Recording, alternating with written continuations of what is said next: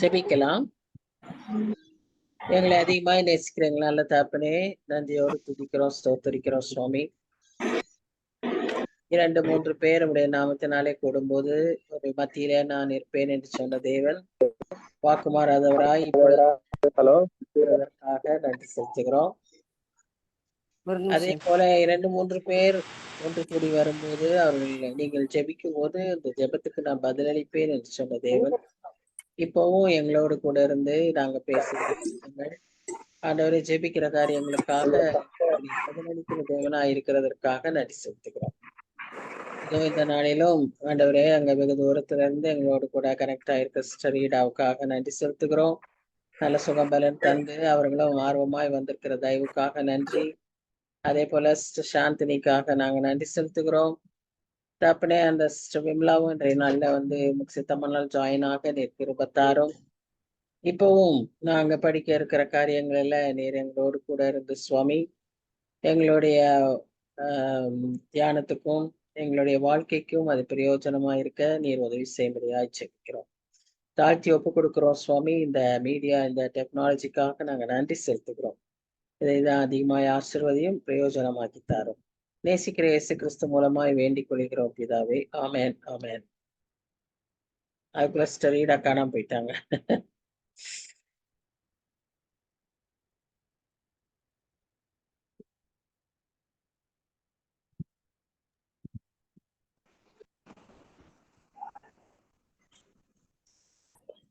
நாம் கடந்த வாரத்துல இந்த 9th சாப்டர் பார்த்தோம். அதுல வந்து ஆசரிப்பு கூடாரத்தின் அமைப்புகள், ஆசரிப்பு கூடாரத்தின் அளவுகள், ஆசரிப்பு கூடாரத்தினுடைய அர்த்தம், இதையெல்லாம் பார்த்தோம். அது தொடர்ச்சியாக அந்த அதிகாரத்தின் மீதியான வசனங்களை இன்று நாம் பார்த்திருக்கோம். இப்ப இந்த ஆசரிப்பு கூடாரம், அதனுடைய அமைப்புகள், இதையெல்லாம் நம்ம பார்க்கும்போது இதை குறித்து பொதுவாக 3 விதமான ரெஸ்பான்சஸ் இருக்கு. ஃபர்ஸ்ட் ரெஸ்பான்ஸ் என்னன்னு சொல்லி பார்த்தீங்கன்னா, இதெல்லாம் அன்றைய காலத்து ஒரு காரியங்கள், அமைப்பு, அளவு, மேகஸ்தம்பம், பரிசுத்த ஸ்தலம், இதெல்லாம் இன்றைக்கு வந்து அதெல்லாம் ஒத்தே வராது. இது என்ன, it is so weird, not relevant. அப்புறம் கண்களிலால் நாம பார்க்க முடியாத ஒரு காரியம் சொல்றதெல்லாம் என்றைக்கோ மோசே காலத்துல இருந்தது, இன்றைக்கு இல்லை அப்படின்னு சொல்லக்கூடிய ஒரு கூட்டத்தார் இருக்காங்க. இன்னொரு கூட்டத்தார் என்ன சொல்றாங்கன்னா, நம்ம வந்து இதை குறித்து நம்ம அதிகமா கவனிக்க வேண்டியதே இல்லை. ஏன்னு சொன்னா இது வரலாற்று காரியம். அன்றைக்கு இருந்தது எப்படி நம்ம மற்ற ஹிஸ்டரி எல்லாம் படிக்கிறோமோ அது போல இதுக்கு ஒன்றும் பெரிய பிப்ளிக்கல் நித்திய சத்தியங்கள் ஒன்றும் இதோடு கூட தொடர்பு இல்லை அப்படின்னு சொல்லி நம்ம வெளிப்புறமா அதை படித்தோம்னால் அப்படிதான் இருக்கும். ஆனா 3வது கூட்டத்தார், அந்த கூட்டத்துலதான் நாம இருக்கணும். இங்க நாம என்ன பார்க்கிறோம், நம்முடைய ஆண்டவர் காலம் கடந்தவர், ஆளுகை செய்கிறவர், எல்லா காலத்துக்கும் ஒப்பானவர். அவர் அது வரலாறானாலும் சரி, அது பிற்காலமானாலும் சரி, நீ வரப்போகிற காலமா இருந்தாலும் சரி, அவைகளை எல்லாவற்றையும் ஒருங்கே சேர்த்து நமக்கு அதை வெளிப்படுத்தி தருவார். அதுதான் எப்படி தர்றாரு, அது என்ன செய்யறாருன்னு நம்ம புரிந்து கொள்வதுதான் நமக்கு இருக்க வேண்டிய ரெஸ்பான்ஸ். ஸோ உலகத்துல இன்னைக்கு கிறிஸ்தவர்கள் மத்தியிலேயே இவ்விதமான ரெஸ்பான்சஸ் உண்டு. நாம இதை படிக்கும்போது நாம் இந்த நோக்கத்தோடு படிக்கணும். ஒருவேளை இன்னைக்கு நாம பெரிய சயின்ஸ்ல டெவலப் ஆயிருக்கலாம், டெக்னாலஜில டெவலப் ஆயிருக்கலாம், மாடர்னா இருக்கலாம். இன்னைக்கு எல்லாமே அந்த ஏஐல நம்ம மூலமா எல்லாவற்றையுமே செய்ய முடியும். எல்லாம் நமக்கு இன்னைக்கு ஈஸியா இருக்கு. இப்போ கார்ல எல்லாம் கூட போகும்போது இந்த ஜிபிஎஸ் எல்லாம் வந்து மேப் பார்த்துக்கிட்டு இருப்போம். இப்ப நம்ம வந்து பேசினாலே அது காமிக்குது, அதுவும் பதில் சொல்லுது, என்ன கேள்வி கேட்டாலும் பதில் சொல்லுது. ஸோ அந்த மாதிரி எல்லாம் இருக்கு. ஆனா எந்த புதிய டெவலப்மெண்ட்டும் ஒரு குற்றமுள்ள மனசாட்சிக்கோ அல்லது ஒரு மன்னிப்புக்கு நேரா கடவுளுக்கு நேரா கடவுளுக்கு எடுத்து செல்லுகிற வழியை ஒரு டெவலப்மெண்ட்டும் சொல்லாது. அவைகளால் சொல்ல முடியாது. வழியும் சத்தியமும் ஜீவனும் இயேசு கிறிஸ்து. அவரால் மாத்திரமே நாம் அதை கண்டு கொள்ள முடியும். அதனால இதெல்லாம் பெரிய டெவலப்மெண்ட், இதெல்லாம் இன்னைக்கு பொருந்தாதுன்னெல்லாம் பேசுறவங்களுக்கு எதையுமே அவ்வளவுதான் அவங்களால புரிந்து கொள்ள முடியும். ஆனால் அதனுடைய ஆவிக்குரிய அர்த்தங்களை நாம புரிந்து கொள்ளும் போது நமக்கு அது பெரிய பிரயோஜனமா இருக்கும். இப்போ இந்த கூடாரத்தை பார்க்கும்போது அதுக்கு பல நிலைகள் உண்டுன்னு சொல்லி நம்ம பார்த்தோம்.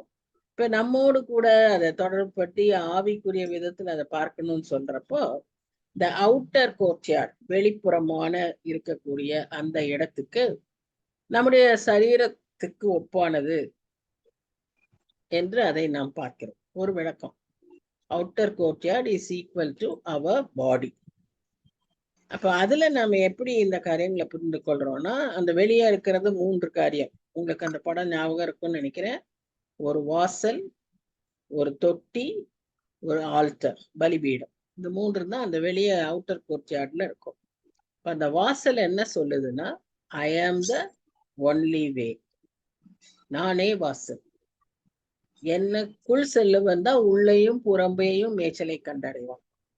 சோ நானே வாசல்னு இயேசு கிறிஸ்து சொல்லுகிறார்.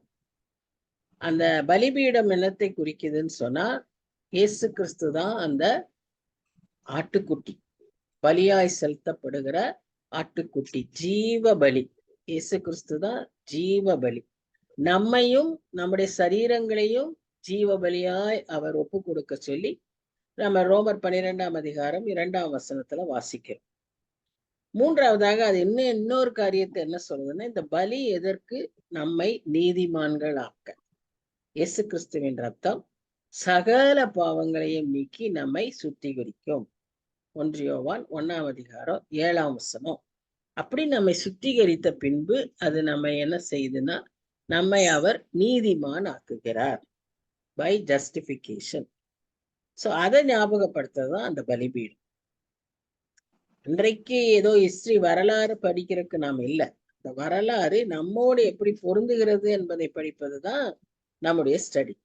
மூன்றாவதாக அந்த தொட்டி, கழுவும் தொட்டி. இந்த கழுவும் தொட்டி எதை காண்பிக்குது?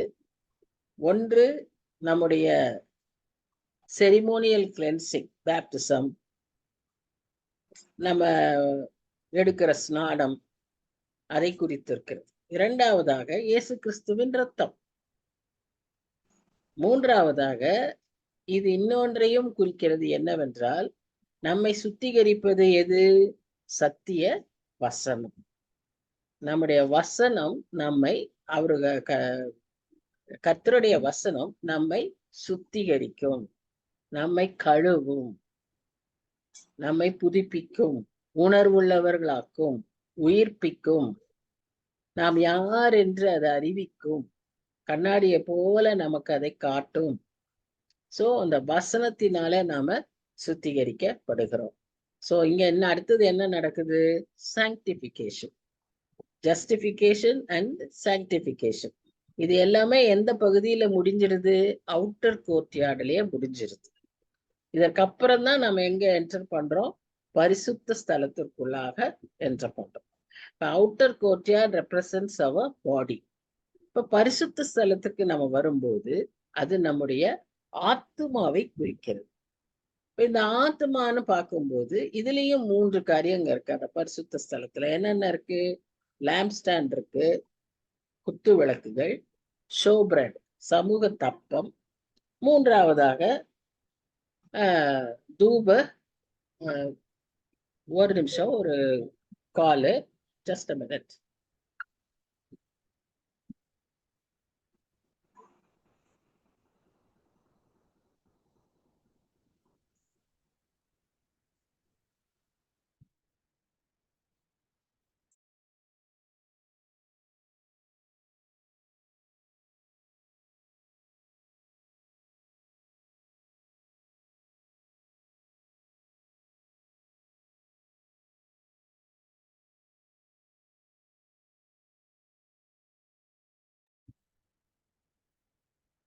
சோ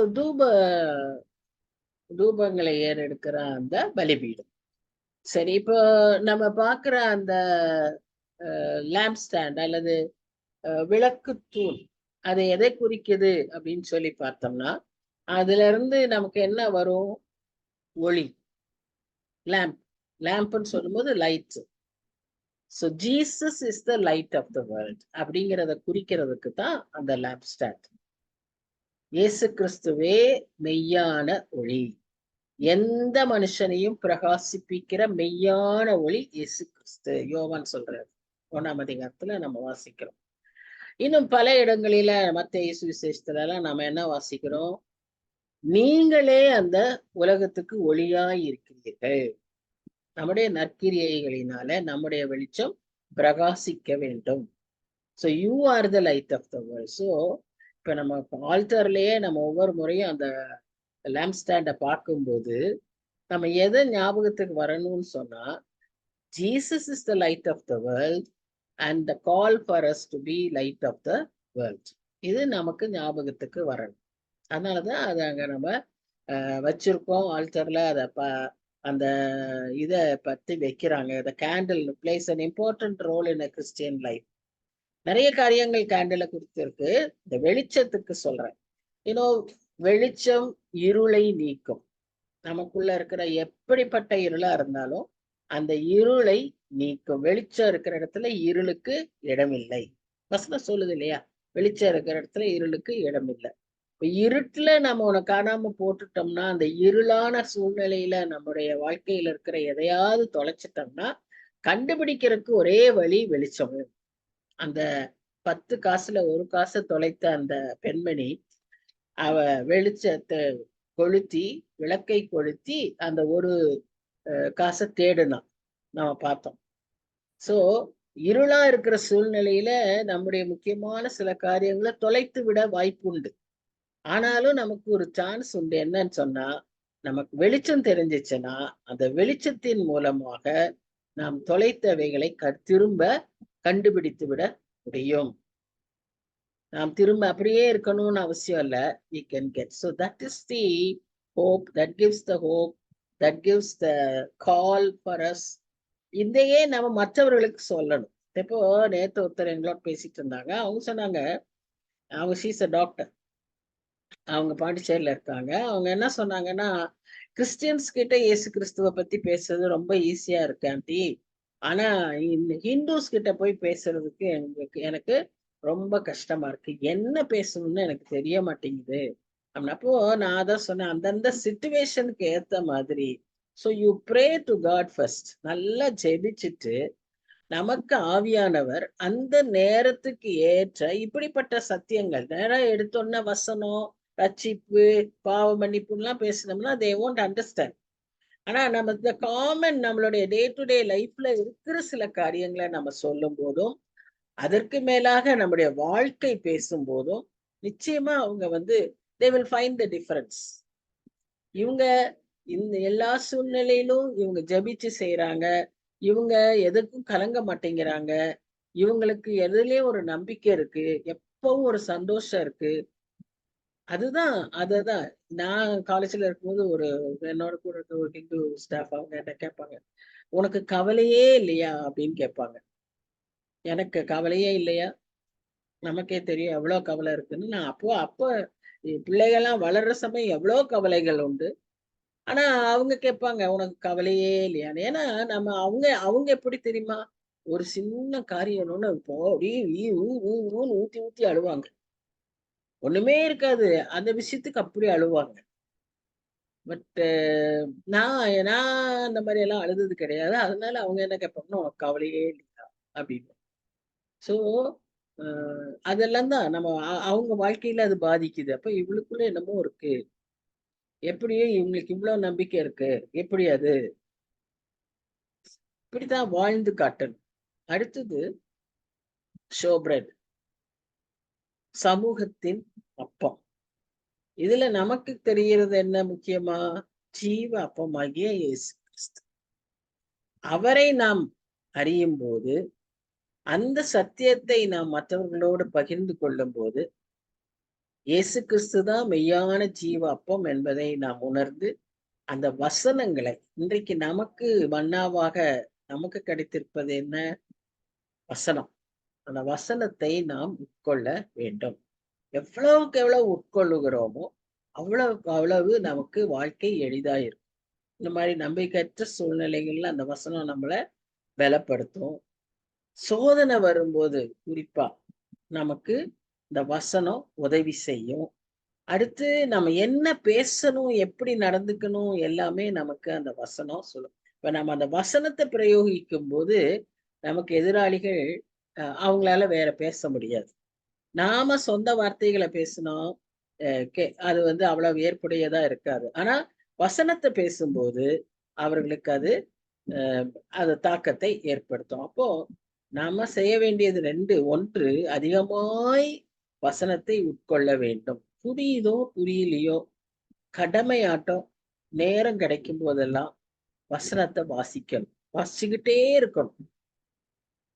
அ ஒருத்தர் சொல்றாரு, அவருக்கு டைம் கிடைக்கும் அவரே ஸ்பீக்கர். அவர் பேசுறதுக்கு வந்திருக்காரு.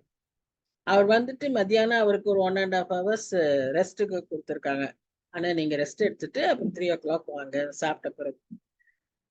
அந்த நேரத்துல அவர் என்ன செய்றாருன்னு பார்த்தா, கொஞ்ச நேரம் படுத்துட்டு 1/2 அன் ஹவர் படுத்திருந்தாரு. அதுக்கப்புறம் வேதத்த வாசிச்சுட்டே இருக்காரு. பைபிள வாசிக்கிறார். Just reading. அவர் பிரிப்பரேஷன் கிடையாது. Just reading. சோ, நம்மள எவ்வளவுக்கு எவ்வளவு வசனத்தினால நிரப்பிக்கிறோமோ, அப்போ நம்ம சுத்தி இருக்கிற நம்ம பிரச்சனைகள், நம்மை தாக்குகிற காரியங்கள் எல்லாம் நம்ம என்ன செய்யாது? பாதிக்காது. இந்த வசனம் நமக்கு அந்த பலன தரும். அந்த ஞானத்த தரும். ஏன்னா, அது நமக்கு எல்லாவற்றையும் செய்யக்கூடிய மன்னா. அதுதான். அது அந்த வசனம் யாரு? The word. வேர்ட் இஸ் வார்த்தை. வார்த்தை தான் இயேசு கிறிஸ்து. நானே ஜீவ அப்பம்னு அவர் சொல்லியிருக்காரு. சோ நமக்கு மன்னாவாக, நமக்கு அப்பமாக இயேசு கிறிஸ்து இருக்கிறார். அத நம்ம கையில குடுத்திருக்கிறார். நம்முடைய லாங்குவேஜ்ல இருக்கு நமக்கு. அவ்வளோ சுலபமா நம்ம வாசிச்சு புரிஞ்சுக்கக்கூடிய விதத்துல கம்பேர் பண்ணி படிக்கிறதுக்கு எல்லாத்துக்கும் நமக்கு ஃபெசிலிட்டீஸ் உண்டு. பயன்படுத்தும். பயன்படுத்தும். எவ்வளவுக்கு எவ்வளவு படிக்கிறோமோ அவ்வளவுக்கு அவ்வளவு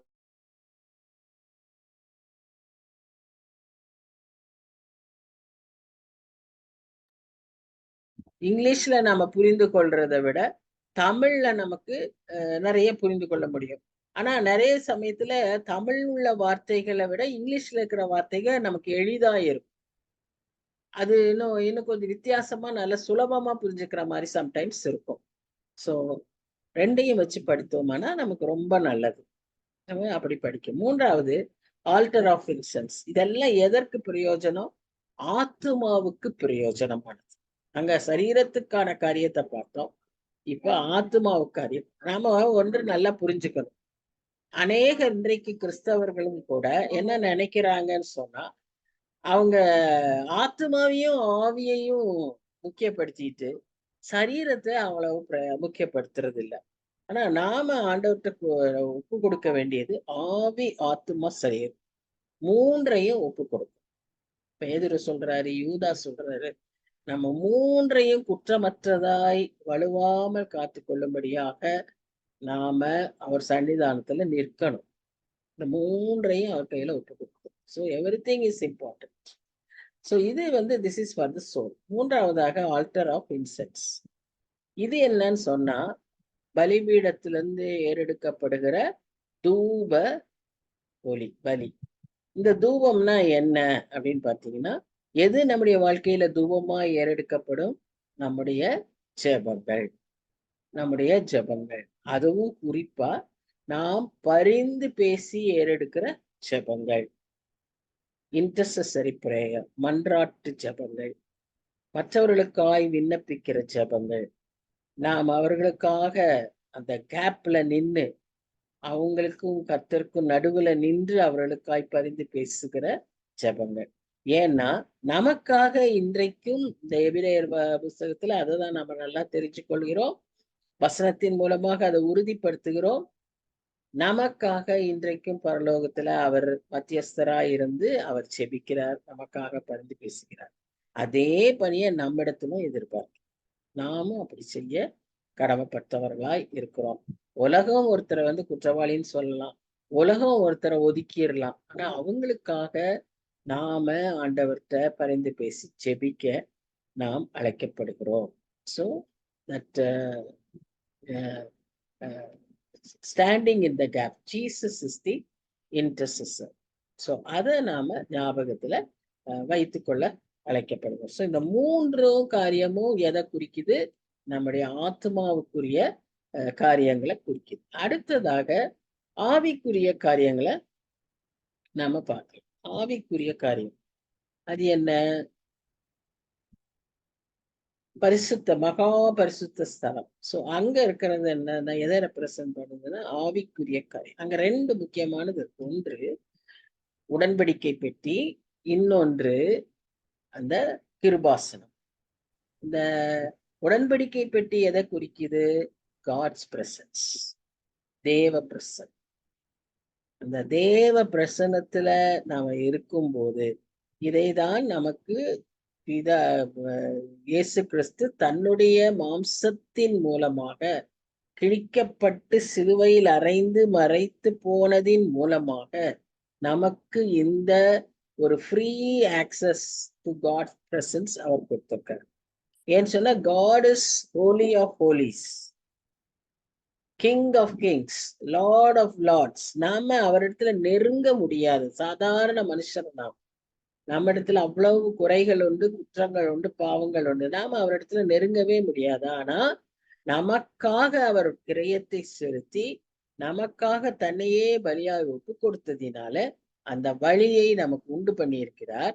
இப்போ நாம எங்க இருந்தாலும் நாம என்ன செய்ய முடியும்? அந்த பிரசன்னத்துல நாம இருக்க முடியும். இந்த பிரசன்னத்துல அப்படியே மூழ்கி இருக்க நமக்கு முடியும். இந்த பிரசனத்துல இருக்கும்போது நமக்கு அதிக சந்தோஷமா இருக்கும், பரவசமா இருக்கும், நமக்கு பலன் கிடைக்கும், நாம சோர்ந்து போகாம உற்சாகப்பட முடியும். நம்முடைய தோல்வி, தனிமை எல்லாம் நீங்கி போகும். That is God's presence. You will have eternal joy அந்த காட்ஸ் பிரசன்ஸ்ல. அது ஒன்றே எனக்கு போதும் என்று அநேக சொல்லியிருக்கிறாங்க, சங்கீதக்காரனோடு கூட சேர்ந்து. அப்போ அந்த விதமாக நமக்கும் அந்த அனுபவிக்க ஒரு வழிய இயேசு கிறிஸ்து உண்டு பண்ணினார். அதனாலதான் நம்ம எங்க எந்த நிலைமையில இருந்தாலும் நான் இருக்கிற வண்ணமாகவே என்ன செய்ய முடியும்? அவருடைய பிரசன்ஸ்குள்ள போக முடியும். அடுத்ததான் பிளேஸ் ஆஃப் ரெக்கன்சிலியேஷன். அதுதான் மெர்சி சீட், ஒப்புரவாகிறது.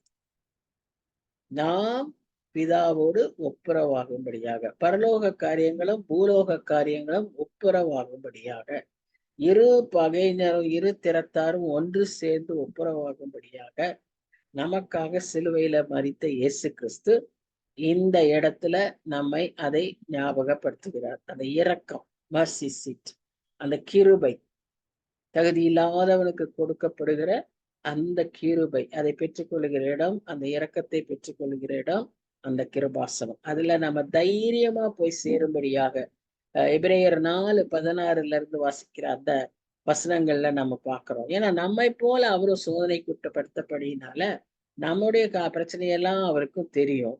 அதனால அவர் நமக்காக அங்க பரிந்து பேசி நமக்கு என்ன அங்க உண்டு பண்றார்? வழிய உண்டு பண்ணுகிறார். சோ இதை ஞாபகப்படுத்துறது தான் அந்த மூன்றாவது ஸ்தலம். இது ஆவிக்குரிய உண்மைகளை பேசுகிறது. இன்னும் உயர்வம். முதல்ல சரீரத்துக்கானது, ஆத்மாவுக்கானது, ஆவிக்குரியது. இந்த 3 லெவல் தான் அந்த உட அந்த ஆசரிப்பு கூடாரம். சரி, இப்ப 16, 17, 18 வருஷத்துல என்ன வாசிக்கிறோம்னு சொன்னா, இந்த இடத்துல வந்து ஒரு மரண சாசனம் அப்படின்னு பாக்குறோம். ஒரு மரண சாசனம்னா என்ன? வில். ஒருத்தர் மரித்தால் இதெல்லாம் அவர்களுக்கு சொந்தம் அப்படின்னு மரிக்கிறதுக்கு முன்பாகவே அவர் எழுதி வச்சிருப்பார். ஒரு ஃபேமிலியில சொத்து இருக்கிறவங்க இதை செய்வாங்க, மரண சாசனம்னு எழுதி வைப்பாங்க. ஆனா இந்த மரண சாசனம் எப்ப அது வந்து எஃபெக்டிவ் ஆகும்னா அவங்க எப்ப மரிச்சாங்களோ அப்பதான். இந்த மரணம் உண்டாகணும், அப்பதான் என்ன ஆகும்? அது வந்து நமக்கு பிரயோஜனமா இருக்கும். அவங்க உயிரோடு இருந்தா அதுல பிரயோஜனம் கிடையாது. அது மாதிரிதான் முந்தின உடன்படிக்கை, நமக்கு பழைய உடன்படிக்கை எதை குறிக்குதுன்னு சொன்னா, ரத்தம் இல்லாம நமக்கு என்ன இல்ல, பிரதிஷ்டை இல்ல. நமக்கு ரத்தம் இல்லாமல், அதாவது மரிக்கணுங்கிறதுக்கு ரத்தம், அந்த ரத்தம் இல்லாம நமக்கு என்ன செய்ய முடியாது, அது வந்து எஃபெக்டிவா இருக்காது அப்படின்னு. இந்த சாசனத்துக்கு கிரேக்க வார்த்தை என்ன போட்டிருக்குன்னா டயத்திகே, டயத்திகே அப்படின்னு போட்டிருக்கு. அப்போ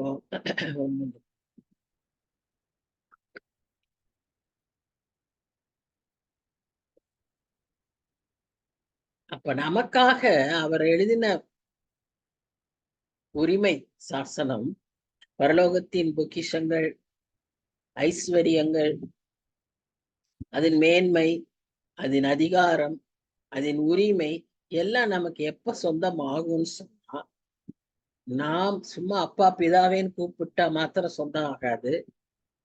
அவர் நமக்காய் மரிக்க வேண்டும். இயேசு கிறிஸ்து ஏன் மரிக்க வேண்டும்? இயேசு கிறிஸ்து மரிப்பதற்கு பல காரணங்கள், முக்கியமான காரணங்கள். ஒண்ணு, முதலாவது நம்ம மீட்கிறதுக்கு அவர் மரிக்கணும். We need a savior. We can't cleanse ourselves. நாமே நம்மை சுத்திகரித்துக் கொள்ள முடியாது.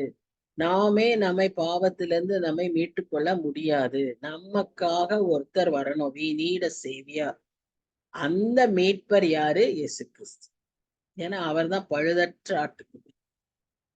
சோ அது மாதிரி இந்த உலகத்துல இயேசு கிறிஸ்து வந்து மரிக்கிறதற்கு பல காரணங்கள் உண்டு. ஒரு காரணம் என்னன்னா, அவருடைய ஐஸ்வர்யம் அத்தனையும், அவருடைய பொக்கிஷங்கள்லாம் நமக்கும் சொந்தமாகணும்னு சொன்னா அவர் மரித்தாகணும். அப்பதான் அந்த கிரைய பத்திரம் நமக்கு சொந்தமாகும், நம்முடையதா.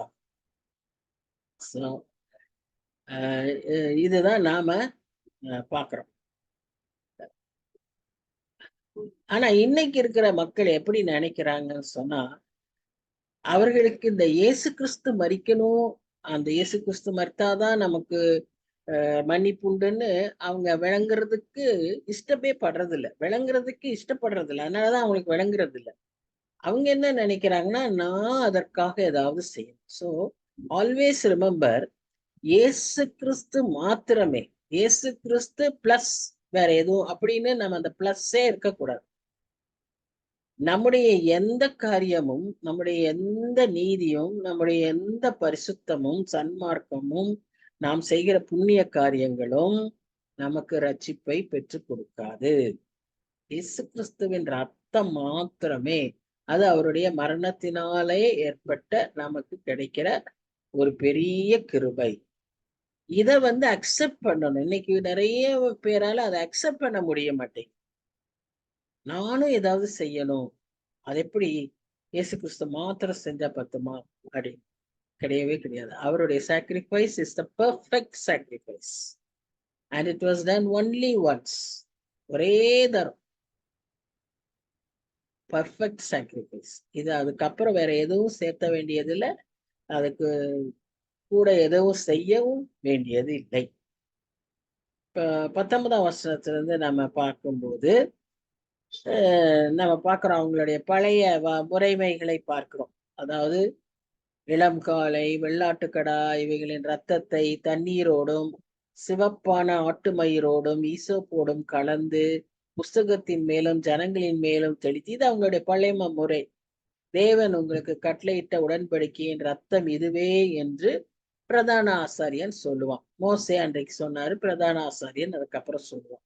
இவ்விதமாக கூடாரத்தின் மேலும் ஆராதனைக்குரிய சகல பனிமுட்டுகளின் மேலும் ரத்தத்தை தெளித்தான். அப்படி ரத்தத்தை தெளிக்கும் போது அதெல்லாம் பரிசுத்தமாகி விடுகிறது. ஆனா இன்னைக்கு நமக்கு வந்து அது எப்படின்னு சொன்னா, இந்த ரத்தத்தினால சுத்திகரிப்பு மாத்திரம் இல்ல, ரத்தம் சிந்துதல் இல்லாமல் மன்னிப்பு உண்டாகாது. சோ நமக்கு வந்து மன்னிப்பு கிடையாது. நாம புரிந்து கொள்ள வேண்டியது. ஏன்னா அங்க என்ன நடக்குதுன்னா, வருஷத்துக்கு ஒரு தடவை திரும்ப திரும்ப அவங்க வந்து என்ன செய்வாங்க, இந்த மாதிரி ரத்தம் தெளித்து இந்த சுத்திகரிப்பு முறைய பலிய செய்வாங்க. அந்த டே ஆஃப் அட்டான்மெண்ட், இந்த பாவ நிவாரணத்துக்காக வருஷத்துக்கு ஒரு தடவை யோம் கிப்பூர் என்கிற அந்த பண்டிகை நாளில ஒரு இந்த ஃபுல் மூன் டேல அவங்க இந்த மாதிரி செய்வாங்க. வருஷத்துக்கு ஒரு தடவை. அவன் ஆசாரியன் தனக்காகவும் தன் ஜனங்களுக்காகவும் பலியை செலுத்தும். ஆனா இயேசு கிறிஸ்து அப்படி அல்ல. இயேசு கிறிஸ்து வந்து நமக்காக ஒரே தரம் மரித்த பின்பு அவர் நம்மோடு பண்ணுகிற உடன்படிக்கையை அவர் வந்து எப்படி அதை வந்து அவர் அதை அதை நமக்கு எழுதி வைச்சிருக்கிறாருன்னா, கற்பலகையில எழுதி வைக்கல, நம்முடைய இருதயங்களிலே எழுதி வைத்திருக்கிறார். எசேக்கியேல்ல, எரேமியால, இந்த தீர்க்கதரிசிகள் எல்லா புஸ்தகத்திலையும் நம்ம வாசிக்கிறோம். என்னன்னா, அத அவங்களுடைய இருதயத்திலே எழுதி வைத்திருக்கிறேன். அவங்களுடைய hearts of this people and the minds of this people. அதனால இது ஏதோ வெளிப்புறமான ஒரு உடன்படிக்கை அடையாளம் கிடையாது. உள்ளான ஒரு உடன்படிக்கையின் அடையாளம். இது இது என்ன டிமாண்டு? ஒன்னே ஒண்ணுதான். நம் கர்த்தரை நேசிக்க வேண்டும். முழு மனதோடு அவரை அன்பு செலுத்த வேண்டும். அன்பு செலுத்தும் போது நமக்கு கட்டளைகளே அவசியம் இல்லை. ஏன்னா ஒருத்தர் மேல நம்ம அன்பு செலுத்தும் போது அவங்கள நம்ம துக்கப்படுத்த மாட்டோம். அவங்களுக்கு பங்கம் வருகிற மாதிரி காரியங்கள் செய்ய மாட்டோம். அவங்கள தூஷிக்க மாட்டோம். அவங்களுக்கும் நமக்கும் உறவு நெருங்கறதுக்கு தான் நம்ம வழிகள் உண்டு பண்ணுவோம். சோ அந்த அன்பின் நிமித்தமாய் ஏற்படுகிற உறவைத்தான் ஆண்டவர் புதிய உடன்படிக்கையாய் நமக்கு தருகிறார். இதை செய், இதை நீ செய்யலைன்னா இது உனக்கு உண்டு அப்படின்ற மாதிரி உடன்படிக்கையே கிடையாது. அது பழைய உடன்படிக்கை, அது நியாயப்பிரமாணம். ஆனா இன்றைக்கு நமக்கு எழுதி வைத்திருக்கிற புது நமக்காக செய்த புதிய உடன்படிக்கை, அது இருதயத்திலிருந்து ஏற்படுகிற அந்த அன்பின் நிமித்தமாக, அதே நிமித்தமாய் நான் அவருடைய கட்டளையை கீழ்ப்படிவேன். அது நிமித்தமாய் நான் அவருக்கு பிரியமானதை செய்வேன். அது நிமித்தமாய் அவருடைய சித்தத்தை செய்வேன். இதுதான் அன்றைக்கே தாவீது பார்த்தீங்கன்னா, தாவீதை பற்றி ஒரு சர்டிபிகேட் ஆண்டவர் சொல்றாரு. என்னது? இவன் என் இருதயத்திற்கு ஏற்றவன். சரியா? முதல்ல. அடுத்தது, எனக்கு சித்தமானதையெல்லாம் அவன் செய்வான். சி அப்போ அது எப்படி வரும்னா, அதுதான் லவ் பாண்ட். அந்த அன்பின் உறவு இருக்கும்போது, உடன்படிக்கை இருக்கும்போது, நாம நிச்சயமாக நம்ம என்ன செய்வோம்?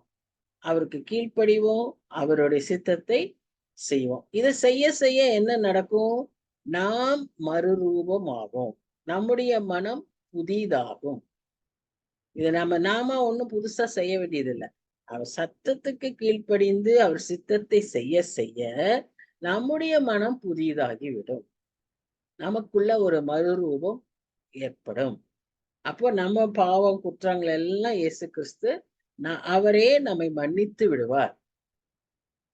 ஏன்னு சொன்னா நம்முடைய உள்ளத்துல வந்து எந்த விதமான அழுக்கு இருக்கக்கூடாது, ஒன்று.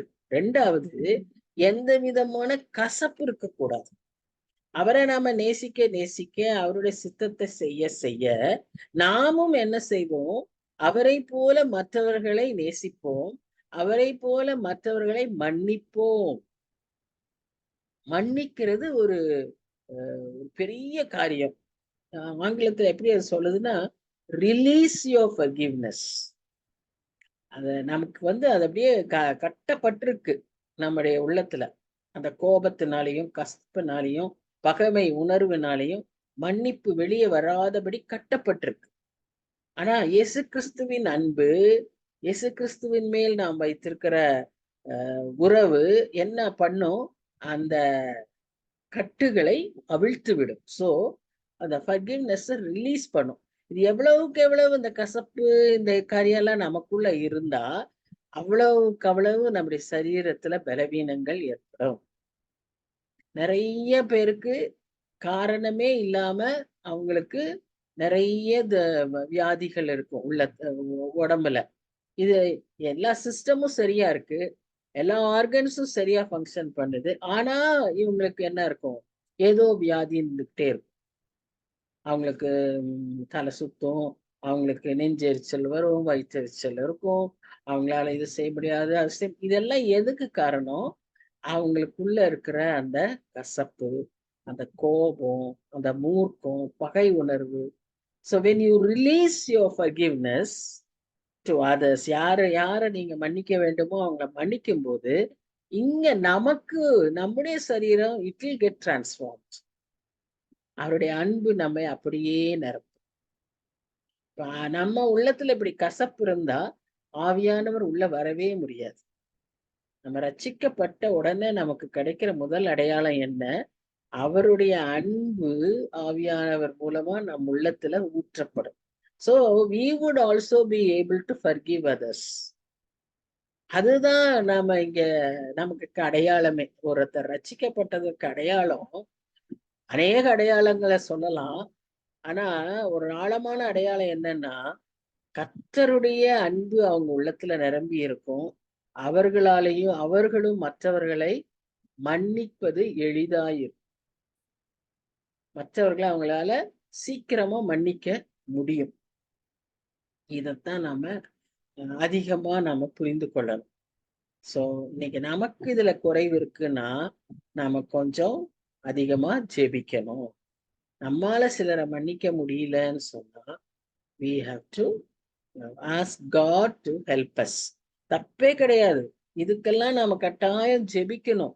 இதை ஜெபிச்சு இப்பவே இதை செட் ரைட் பண்ணிக்கணும். இப்பவே அந்த பலனை பெற்றுக்கொள்ளணும். ஏன்னு சொன்னா நம்ம இப்ப மன்னிச்சாதான் உண்டு. இல்லைன்னா நமக்கு நாம அவங்கள மன்னிக்கலைன்னா கர்த்தர் நம்மையும் மன்னிக்க மாட்டார். அப்படித்தானே சொல்லியிருக்கிறாரு வசனத்துல. அப்புறம் அப்படித்தானே நாமளும் ஜெபிக்கிறோம். நாங்க மன்னிக்கிறது போல நீங்க என்ன மன்னிங்கிறோம். இப்ப நம்ம அவங்கள மன்னிக்கலைன்னா அவர் நமக்கு மன்னிக்க மாட்டாரு. நாமே அந்த கண்டிஷன் போட்டுக்கிறோம். So we have to be very very careful. மற்றவர்களை மன்னிக்கிறதற்கு நாம ஆயத்தமா இருக்கணும். நிறைய பேர் என்ன சொல்லுவாங்கன்னா, நான் அவங்கள மன்னிச்சுட்டேன், ஆனா அவங்க செஞ்சதை என்னால மறக்கவே முடியாது. நாம நினைச்சுக்கிறோம் என்னமோ இவங்கதான் இப்போ உலகத்திலேயே பெரிய துரோகம் நமக்கு செஞ்சுட்டாங்கன்னு. இயேசு கிறிஸ்துவை அப்படி மறிதளித்த பேதுருவை தேடி அந்த திபேரியா கடலுக்கு போய் காத்திருக்காரு. அப்பவும் பேதுரு என்ன செய்யறாரு? சரி, இவரை பின்பற்றி நம்ம எல்லாத்தையும் விட்டுட்டு போனோம். அவர் நமக்கு எல்லாம் கொடுத்தாரு, ப்ரொவைட் பண்ணாரு, spiritual as well as physical blessings கிடைச்சது. ஆனா இப்ப அவர் செத்து போயிட்டாரு. அவர் உயிர்த்தெழுந்துட்டாரு. ஆனா அவர் இனி இங்க இருக்க மாட்டாரு. அப்ப நமக்கு இனி ஃபியூச்சருக்கு என்ன பண்றது? சோ லெட்ஸ் கோ பேக் ஃபிஷிங்னு திரும்ப போயிட்டாரு. எல்லாம் இந்த மாதிரி எல்லாம் இவங்க செஞ்ச போதும். அதெல்லாம் எவ்வளவு வேதனை அவருக்கு கொடுத்துருக்கும்.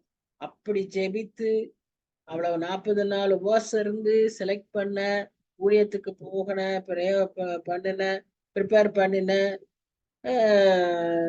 12 அப்போஸ்தலர்கள் தான். அதுல ஒருத்தன் இப்படி காட்டி கொடுத்தான். இப்ப முக்கியமானவன் நினைச்சான். அவன் இப்படி அவனோடு கூட ஒரு கூட்டத்தையே கூட்டிட்டு போறான். 7 பேரை கூட்டிட்டு போறான். 12 பேர்ல ஒருத்தர் ஆல்ரெடி ஓவர் 11. அதுல 7 பேரை கூட்டிட்டு போறான். இப்ப எவ்வளவு மன வருத்தம் இருக்கும் இயேசு கிறிஸ்துவுக்கு. அப்போ ஆனா அவர் என்ன செய்யறாருன்னா, அவருக்காக அவர் போய் மீனை பிடிச்சிட்டு போறாரு. இவர் இங்க என்ன பண்றாரு? அவருக்காக ஒரு அற்புதமான ஒரு பிரேக்ஃபாஸ்ட ரெடி பண்ணி வச்சிருக்காரு. அவங்களுக்கு மீனும் அப்பமும் ரெடியா இருக்கு. ஏன்னா மீன் பிடிக்கிறது சாதாரணம் இல்லை. அவங்க பிடிச்சது, நீங்க அதை யோவான் 21 வாசித்து பார்த்தீங்கன்னா, அவங்க பிடிச்சிட்டு வரும்போது அவங்களால ஒரு மீனும் பிடிக்க முடியல. அவங்க வலையில ஒன்றும் இல்லை. முழுவதும் பிரயாசப்பட்டும் ஒன்றும் அகப்படவில்லை. அப்போ அவங்களுக்கு எப்படி இருக்கும்? அவ்வளவு டயர்டா இருக்கும். அவ்வளவு அவங்களுக்கு டிப்ரெசிவா இருக்கும்.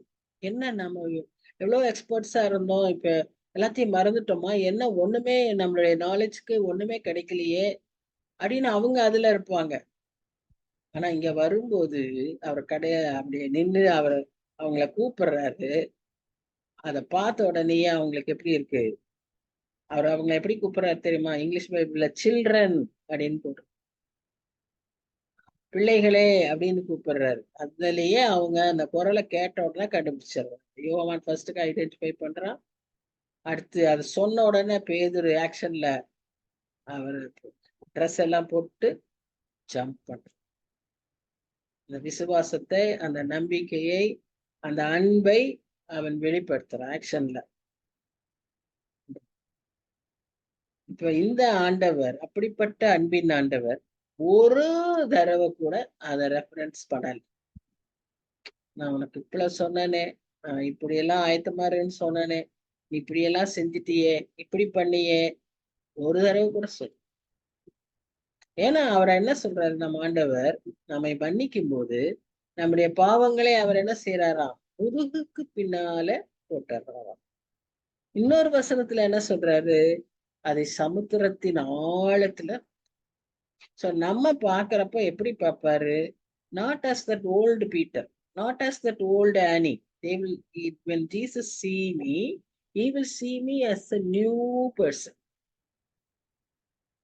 அதாவது பழைய நாம தான் பழசெல்லாம் வச்சுக்கிட்டே இருப்போம். ஆனா அதுக்கும் நம்ம ஜெபிச்சா இதெல்லாம் சொல்லிதான் நம்ம ஜெபிக்கணும்.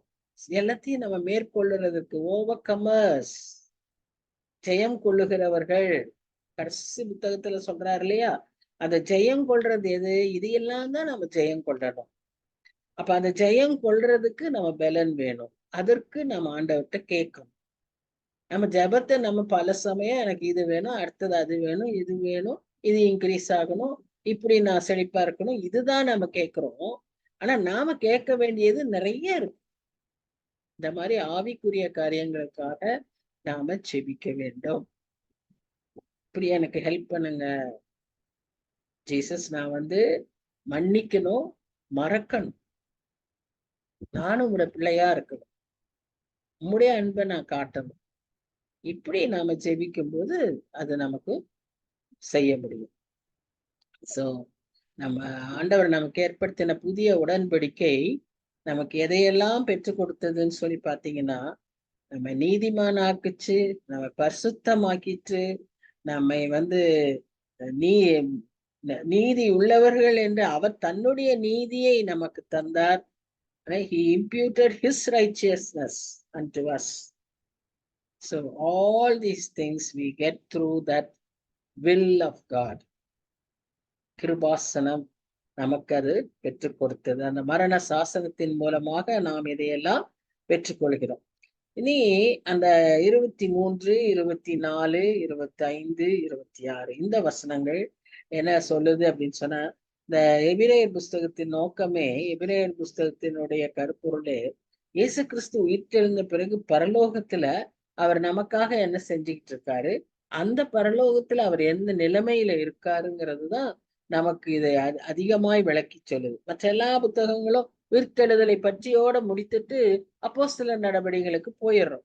ஆனா இந்த புஸ்தகத்துல நம்ம இவர் அங்க போய் நமக்கு என்ன பண்ணிட்டு இருக்காரு, என்ன செய்யறாரு அப்படிங்கறதெல்லாம் நாம அங்க பாக்குறோம். இந்த புத்தகத்துல நம்ம வாசிக்கிறோம். அப்ப இதுல நம்ம என்ன பாக்குறோம்னு சொன்னா, இந்த பூலோகத்தில் உள்ள காரியங்கள், அந்த ரத்தம் தெளித்து எல்லாவற்றையும் பரிசுத்தமாக்கி அந்த பனிமூட்டு பாத்திரங்களிலிருந்து எல்லாம் பரிசுத்தப்படுத்த வேண்டும், அவசியம்.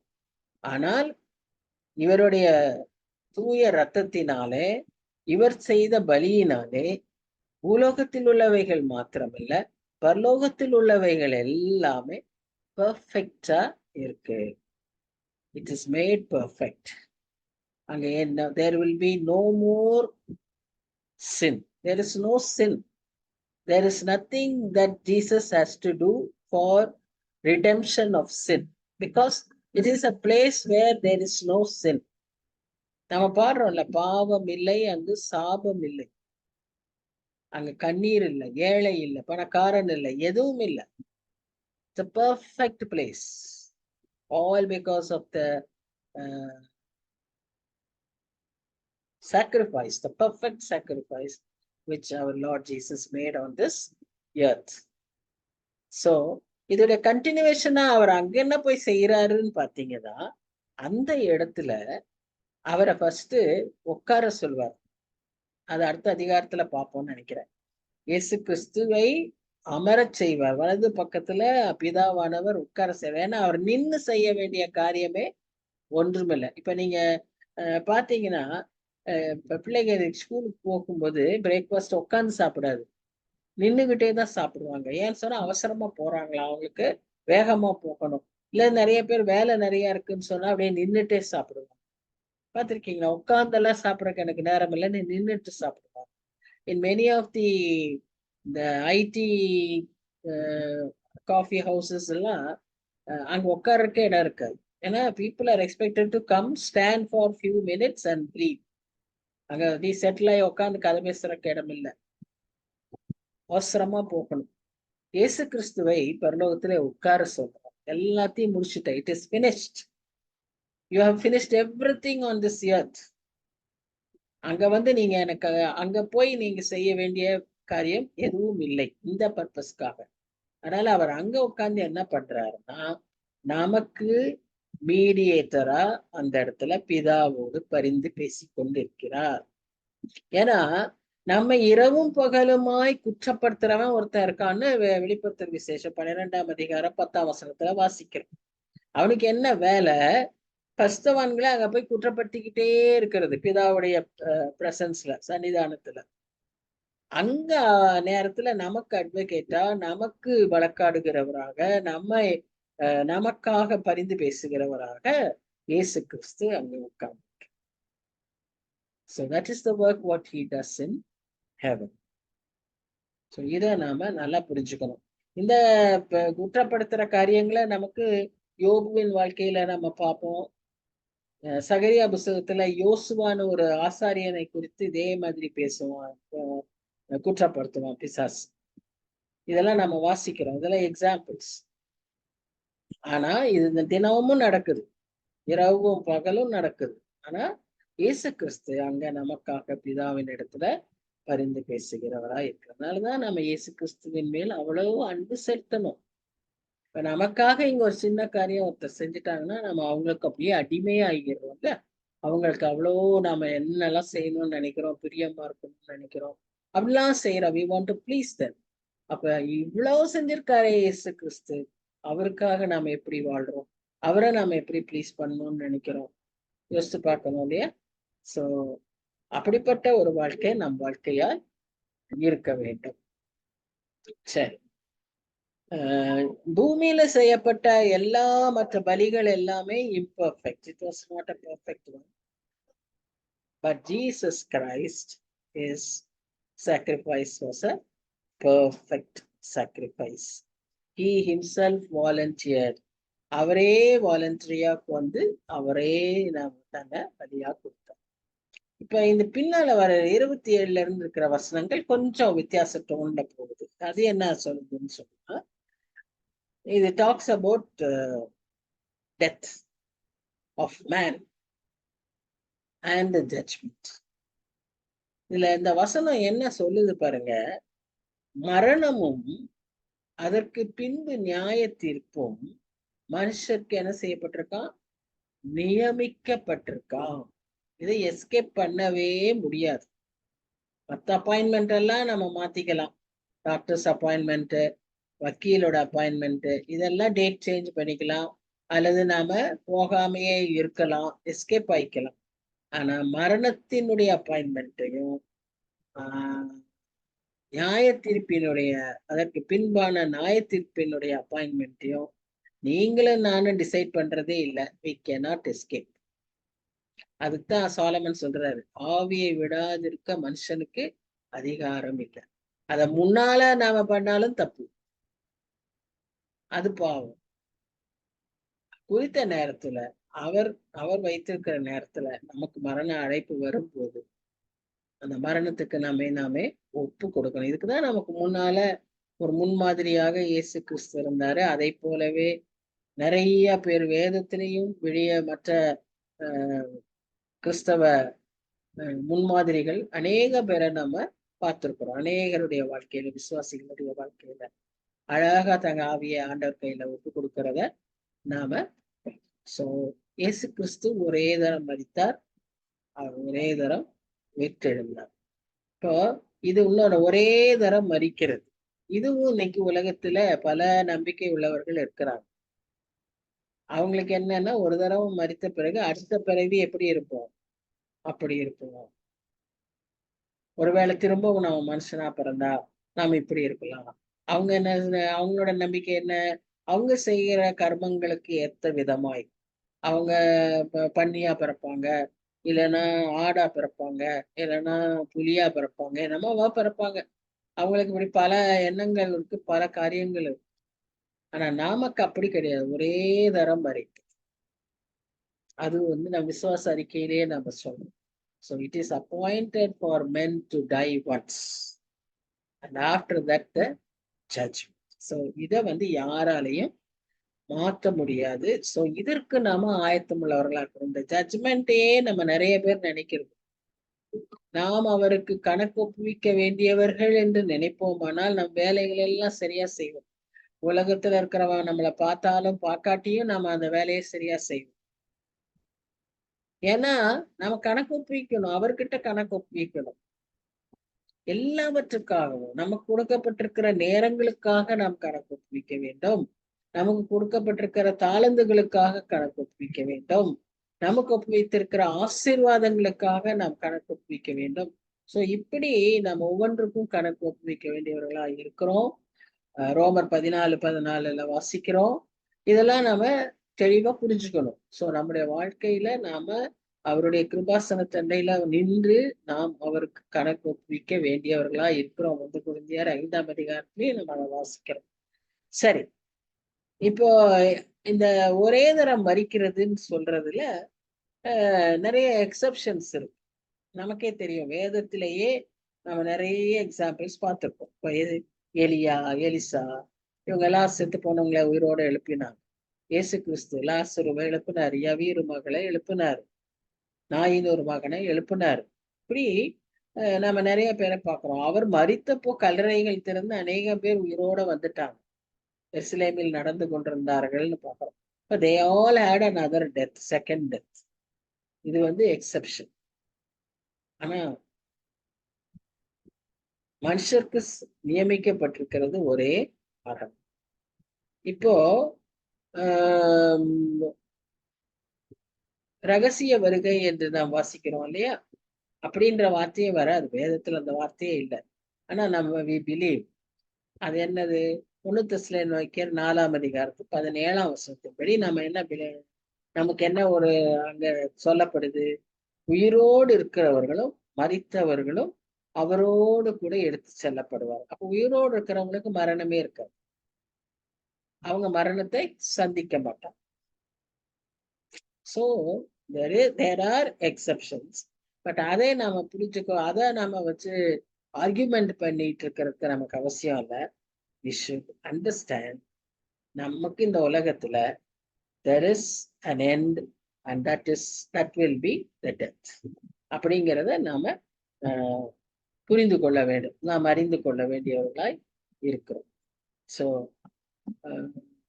அடுத்த வசனம் என்ன சொல்லுதுன்னு சொன்னா, a man dies once and then he has his judgment. அவன் செய்த காரியங்களுக்கான ரிவார்டை அவன் பெற்றுக்கொள்வான். இப்ப நாம ஆண்டவருடைய பிள்ளைகளா இருக்கிறபடினால நமக்கு ரிவார்ட்ஸ் கிடைக்கும். இப்ப ஆண்டவருடைய பிள்ளையாகாதவர்களா இருக்கிறவர்களுக்கு, அப்படி விசுவாசத்துக்குள்ளாக வராதவர்களுக்கு, ரட்சிக்கப்படாதவர்களுக்கு வெள்ளை சிங்காசனத்துல இயேசு கிறிஸ்துவை மறுதளிக்கிறவங்க, இயேசு கிறிஸ்துவை ஏற்றுக்கொள்ளாம இருக்கிறவங்க, இயேசு கிறிஸ்துவின் வழியை பின்பற்றாதவர்களா இருக்கிறவங்க, அவர்களுக்கு என்ன இருக்கும்? வெள்ளை சிங்காசன நியாய தீர்ப்பு உண்டு. இப்போ ஒரு வீடியோ பார்த்தேன். அதுல ஃபாரின் கண்ட்ரியில ஒருத்தர் இன்டர்வியூ எடுக்கிறாரு. அவர் நிறைய பேரை கேட்கிறாரு, ஒரு 20 பேரை கேட்டிருப்பாரு. 20 பேரும் Christians. I am Christian, I am Christian, I am Christian அப்படிங்கிறார். சரி, just tell me one verse of the Bible அப்படின்னு கேட்கிறாங்க. ஏதோ கொஞ்சமாவது உனக்கு ஞாபகம் இருக்கிறத சொல்லணும். அவங்க எல்லாருமே ஐ டோன்ட் நோ. சிலர் உடனே I don't know, I don't know. சில பேர் ஓவான்ட்டு ஐ டோன்ட் நோங்கிறாங்க. அத்தனை 20 பேருக்குமே ஒரு வசனம் கூட தெரியாது. அப்படிப்பட்ட ஒரு வாழ்க்கை வாழ்ந்துட்டு. So we have to be very, very careful. So it is time for us to choose Christ.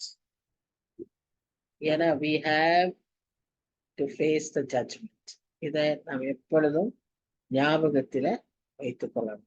26ஆம் வசனம் சொல்லுது, காலம் நிறைவேறும் போது அவர் சிலுவையிலே மரித்தார். நமக்காக பரலோகத்திலே ஏறி பரிந்து பேசுகிறவராய் இருக்கிறார். அவர் 28ஆம் வசனம் சொல்லுது, திரும்ப நியாயம் தீர்க்க இந்த உலகத்திற்கு வருவார். இதைத்தான் நாம புரிந்து கொள்ள வேண்டிய அவசியமா இருக்கு. 9ஆம் அதிகாரத்துல முக்கியமா இத்தனை காரியங்களை பார்த்தாலும் நமக்கு முக்கியமா சொல்ல ஞாபகத்துல வச்சுக்க வேண்டிய காரியம், அவர் நமக்காய் மரித்தார், நமக்காய் பரிந்து பேசிக் கொண்டிருக்கிறார், நம்மை நியாயம் தீர்க்க அவர் திரும்ப வருவார். Are we ready? Are we ready? இதான் கேள்வி. இதற்கு நாம் ஆயத்தமா?